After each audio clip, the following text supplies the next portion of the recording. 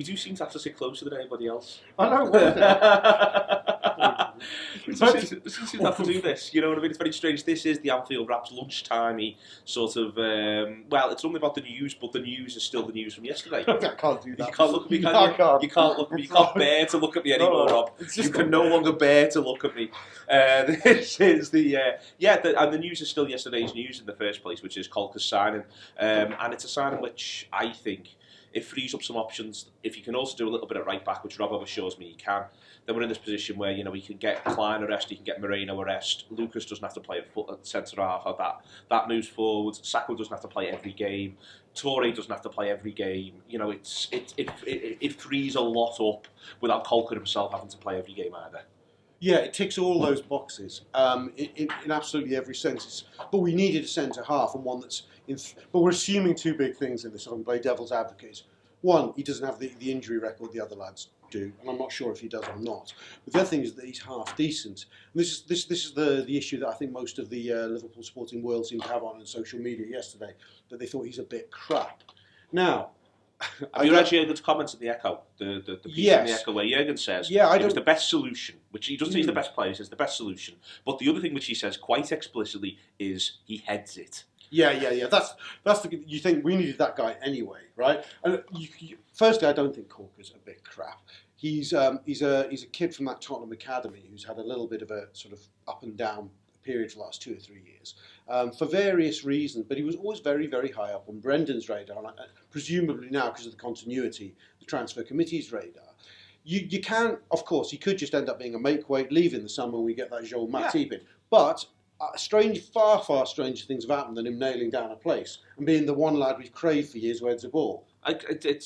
It's really uncomplicated. I think it's really uncomplicated. I think there's been a list. They've worked through it. There's what's achievable now. There's no point waiting 10 days. If you wait 10 days, Arsenal, Manchester United, Exeter, and conceivably Norwich have all passed you by. In fact, Norwich is the 10th day. Yeah. So there's no point trying to come to a complex deal. It was what deal can you get done, and I like the manager's use of language. Solution. This is the best solution. Yeah. This is the best solution. What else is there? What else can he do? Well, we like him. We think he might be quite good. He can head it.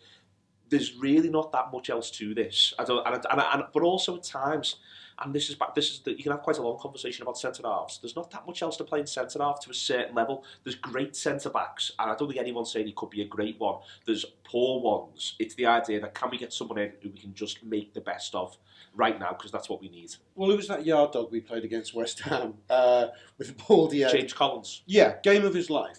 All we needed the lad to do is come in, be inspired, and have the game of his life 3 or 4 times, and it's a goodbye. And if you look at the profile of player we need here for that in that position, it's not an easy fix. But I think it's fairly likely we've lined up the Joel Matip for the summer. So the slot is filled.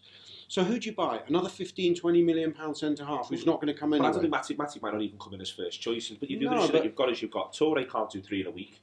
Sacco, the manager says today, can't do 3 in a week, and it's good that that's being acknowledged now. We can't just keep pushing Sacco. But I think the other thing, and this segues into a conversation we want to have about the game tonight, because that's the other big thing, and you've studied the training photographs because that's what you do. I'm one of those guys. You're one of those guys. Yeah. But what's massive, I think, is that Toure can't do 3 in a week. Lucas, I don't think we back Lucas to do 3 in a week. Although the lads who haven't had injuries recently, Benteke has an injury-prone profile. You wouldn't want him to be doing 3 in a week. You've got the idea of Lallana's fitness. There's been, he gets subbed early. You wouldn't necessarily want him doing 4 out of 5 or 5 out of 5. And what we've got to be able to do is make changes as chop and change. And this is where I think, and this is further, I think, deepened by the fact that there's lots of these lads who are now coming back from injuries. So even the ones who are going to come back and be available, what we don't want to be doing is saying, right, you've got to do full 90 after full 90 after full 90, because they're just going to break down again. No, I know, and that's what. If you want to read a lot into the training photos, and I'm going to, because there are times there are times where they seem to have counted for something.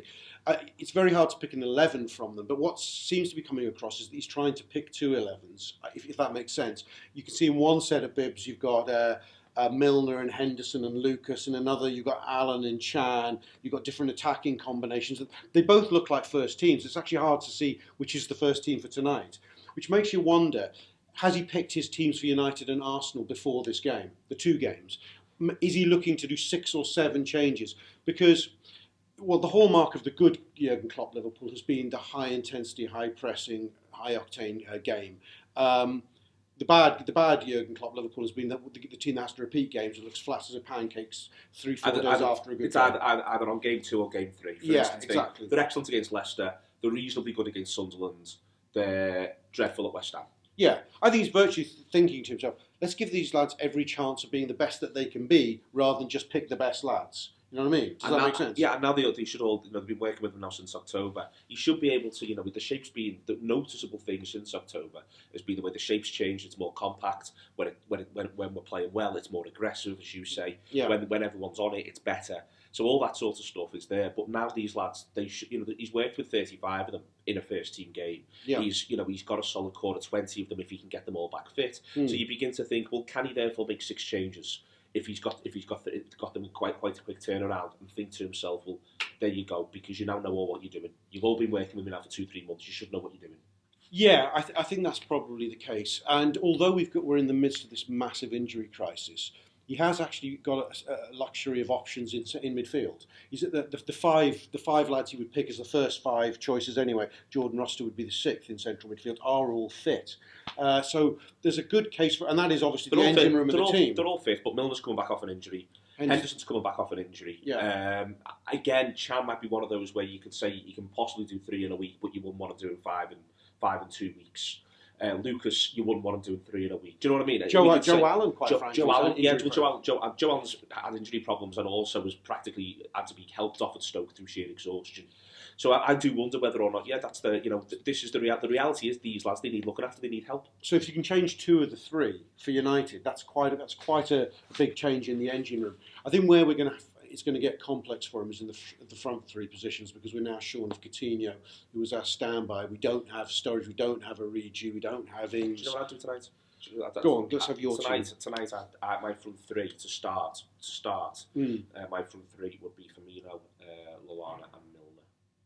Yeah, I mean, and I'd want options from the bench. So I'd have the idea we've got Benteke on the bench, Ibe on the bench, and Ojo on the bench, and the idea that it's almost the game's in 2 blocks. It's what you do to stop Arsenal, frustrate them for 60 minutes, win it back quick and break. Yeah, and then you've got what you do from 60 to 90, which is which might be then that's when you unleash Benteke, when you unleash Ibe and say, right, we're gonna make this harder again in a different challenge, and then I'd probably start Benteke against United, and that's the way in which, because I think United might sit deeper, surrender a bit more of the ball, and try to there's no point trying to press United because they don't take that many risky passes. If you know what I mean. So it's more of a direct game against them. It could well be, but that's what I do. That's just me.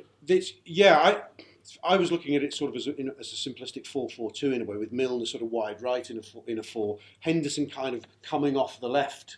But then the key question is, which of the central 2 would you go for? Is it Chan and Lucas, Chan and Allen? I think Chan's a certainty in a Jurgen Klopp side at the moment. If I was going 4-4-2, I'd go Chan and Henderson, and I'd go Milner right, Milner left or right, and Lallana left or right, and then I will play Benteke. But if I'm going 4-3-3 and the 4-3-3-0, sort of what he does at Manchester City, then I'd just have Milner sort of slot in for Coutinho, and I'd be midfield 3B. I'd actually be going with Chan, Allen, and depends on the fitness of Henderson, Lucas, and also what you're doing at centre half. That's what I'd be looking at. I think we're all shooing Henderson in, and I don't think that's by any means a given. Even disregarding United, because he's coming off the back of an injury again, and he may want to introduce him gradually. So may want to give him half an hour. All right then, that's been this lunchtime. Well, not so much news as tons of conjecture, but then you'd expect nothing less. All the best.